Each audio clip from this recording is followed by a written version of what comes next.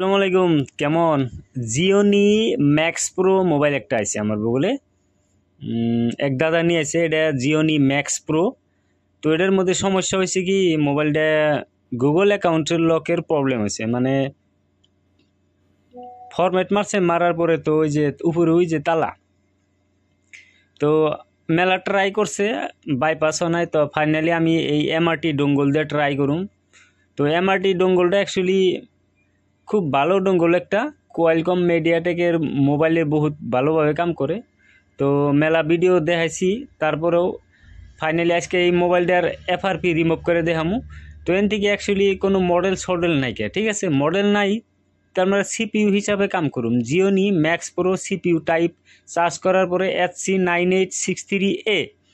তো এন থেকে HC9863A select করুম, আর নলে এটা সিলেক্ট করুম, নয় তলেরটা সিলেক্ট করুম। দুইটার একটার মধ্যে এটার এফআরপি যাইব আর কি, বুঝছেন? তো সবসময় যে মডেল নাম্বার হিসাবে আপনারা এফআরপি মারবেন এরকম না, কিছুমান টাইমে সিপিইউ সিলেক্ট করে হেরাও এফআরপি মারন যায়।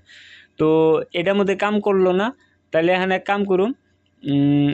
হ্যাঁ, এই যে এন থেকে তলেরটা সিলেক্ট করুন, 64 আছে যে তলেরটা সিলেক্ট করে এখন একবার কানেক্ট করে দেখুন, ভলিউম আপ ডাউন প্রেস করে। তো যদি খেয়াল করা যায় এখন কিন্তু কানেক্ট হয়েছে, প্লাস ইরেজ ডাটা সাকসেস, মানে এটার এফআরপি রিমুভ হয়েছে। তো এই টাইপের মোবাইলের কিছুমান মোবাইলের আনকমন মোবাইল যে না আছে, এই মোবাইলগুলোর এফআরপি বাইপাস করতে আদ্যা তো বাইপাস হয় না। যদি আদ্যা বাইপাস না হয় তাহলে আপনারা ইউএমটি ডঙ্গল বা এমআরটি ডঙ্গল দিয়ে ট্রাই করা হারেন। তো আজকের এই ছোটো ভিডিওটা এগুলোকে শেয়ার করলাম। তার মানে এই মোবাইলটাও এক মেকার দাদা খুব মাথা মারছিল বাইপাস করবার নিগা, হের কাছে ডঙ্গল আছে কিন্তু পারে নাই, তো মাথায় ধরে নাই। তো আলটিমেটলি মোবাইলের মডেল সার্চ করে যদি না পান, তাহলে এই মোবাইলের সিপিইউ হিসাবে আপনারা এফআরপি বা প্যাটার্ন লক রিমুভ করাবেন বহুতই আরামেই আর বহুতই সহজেই।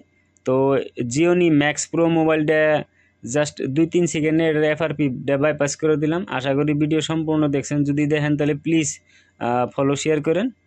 Thank you.